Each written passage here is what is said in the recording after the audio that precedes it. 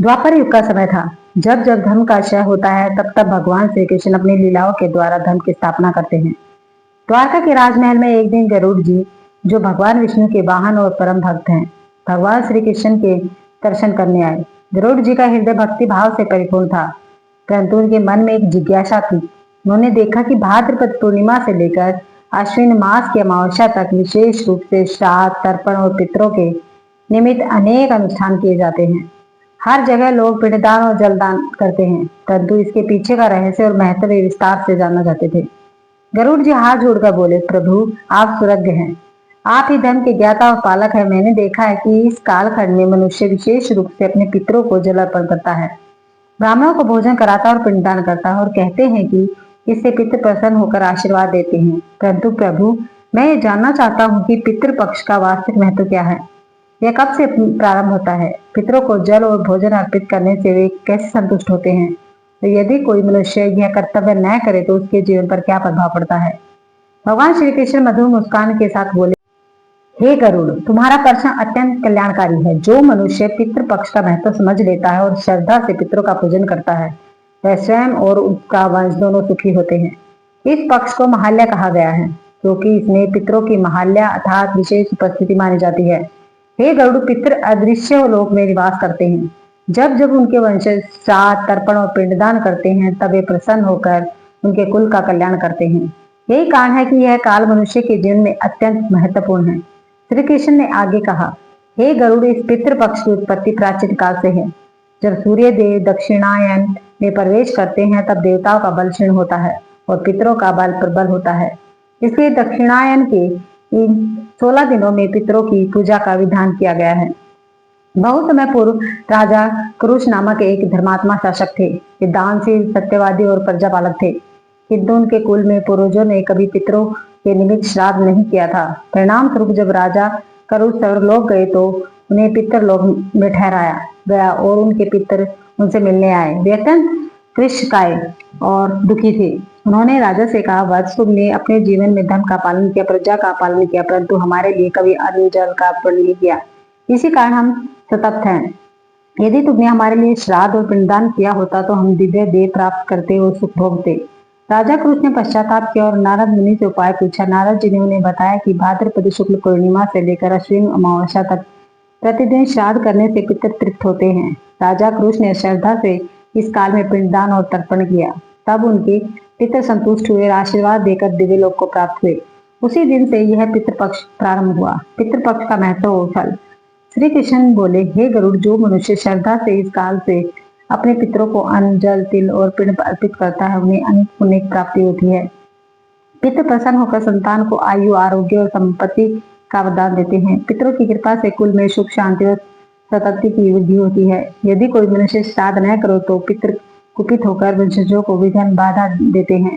पितृ तर्पण से देवता भी प्रसन्न होते हैं, क्योंकि पितर ही देवताओं का पूर्ण रूप है। यही कारण है कि मनुष्य को देव पूजन से पहले पितृ पूजन करना चाहिए। शास्त्रों में कहा गया है कि पितृ पूजन कृत्वा देव पूजनम कर्यात्।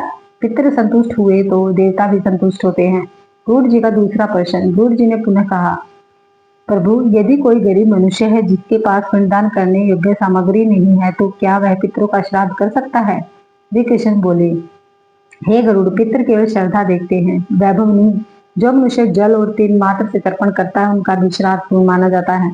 यदि कोई अन्न नहीं दे सकता तो जल, कुश और तिल अर्पित करे। पितर उसकी भावना से प्रसन्न हो जाते हैं। एक बार एक निर्धन ब्राह्मण ने केवल जल और एक पत्ते से पितरों का तर्पण किया। उसकी श्रद्धा देखकर पितर अति प्रसन्न हुए और उसे समृद्धि का आशीर्वाद दिया। इस प्रकार भावना ही सबसे बड़ा साधन है। श्री कृष्ण ने एक कथा और सुनाई। प्राचीन काल में माधव नाम का एक ब्राह्मण था। वह निर्धन था, किंतु अत्यंत धार्मिक और सत्यनिष्ठ था। पितृपक्ष आने पर उसने सोचा, मेरे पास पिंड दान करने के लिए धान्य और घी नहीं है, मैं क्या करूं? फिर भी उसने श्रद्धा से तिल और कुश लेकर जल तर्पण किया। उसी रात्रि उसने सपन में देखा कि उसके पितर दिव्य रूप में प्रकट होकर बोले, वत्स, हमें अन्न से उतनी तृप्ति नहीं होती जितनी तुम्हारी श्रद्धा से हुई है। तुम्हारे इस कर्म से हमारा उद्धार हुआ है। उस दिन से माधव का जीवन बदल गया और उसे राजश्रय प्राप्त हुआ। हे गरुड़, यही कारण है कि श्रद्धा को प्रधान माना गया है, साधन को नहीं। श्री कृष्ण आगे बोले, हे गरुड़, 3 प्रकार के ऋण माने गए हैं। देवऋण, देवताओं के प्रति प्रतिज्ञा। ऋषिगण, गुरुओं और ऋषियों के प्रति। पितृऋण, माता पिता और पूर्वजों के प्रति। मनुष्य जन्म लेकर पितृऋण से मुक्त नहीं हो सकता जब तक कि वह पितरों का पूजन और श्राद्ध न करे। जो मनुष्य पितृऋण से मुक्त हो जाता है वही मोक्ष का अधिकारी बनता है। श्री कृष्ण ने गरुड़ जी को एक और प्रश्न सुनाया। अयोध्या में एक बार नृग नामक राजा के पुत्र ने पितरों का तर्पण नहीं किया। ऐश्वर्य में लिप्त होकर केवल भोग विलास में ही लगा रहा। परिणाम स्वरूप उनके पितर कुपित हो गए। एक रात उसने स्वप्न में देखा कि उसके पितर कष्ट में हैं और उसे श्राप दे रहे हैं। कुछ ही दिनों में राजकुमार रोगग्रस्त हो गया और अल्पायु में ही मृत्यु को प्राप्त हुआ। हे गरुड़, इसलिए श्राद्ध को न करना पाप माना गया है। पितरों का आशीर्वाद न हो तो मनुष्य का जीवन असफल हो जाता है। गरुड़ जी से पूछा, प्रभु, पितृ किस लोक में रहते हैं और श्राद्ध का अन्न उनके पास कैसे पहुंचता है? श्री कृष्ण भगवान बोले, हे गरुड़, पितृ लोक नामक विशेष लोक में निवास करते हैं। वह लोक यमराज के समीप है। जब मनुष्य तर्पण करता है तो अग्नि और वायु देवता उस अन्न और जल को सूक्ष्म रूप में पितरों तक पहुंचाते हैं। पितृ उसी से तृप्त होते हैं। इसलिए कहा गया है कि अर्पण किया गया अन्न कभी नष्ट नहीं होता, वह पितरों तक अवश्य पहुंचता है। अंत में श्री कृष्ण बोले, हे गरुड़, इस पितृ पक्ष का पालन करने वाला मनुष्य अपने कुल का उद्धार करता है। श्राद्ध और तर्पण से पितृ प्रसन्न होकर उसे धन, संतान और यश प्रदान करते हैं। जो मनुष्य कर्म करता है वह देवताओं को भी प्रसन्न करता है। इसलिए हर मनुष्य को पितृपक्ष में श्रद्धा के साथ पिंडदान और तर्पण अवश्य करना चाहिए। गरुड़ जी ने यह कथा सुनकर भगवान के चरणों में प्रणाम किया और बोले, प्रभु, आज मैंने पितृपक्ष का रहस्य जान लिया है। अब मैं भी यह ज्ञान लोक कल्याण हेतु प्रचारित करूंगा। भगवान मुस्कुराए और बोले, हे गरुड़, यही धर्म है, यही पितरों का मार्ग है, यही मोक्ष का साधन है।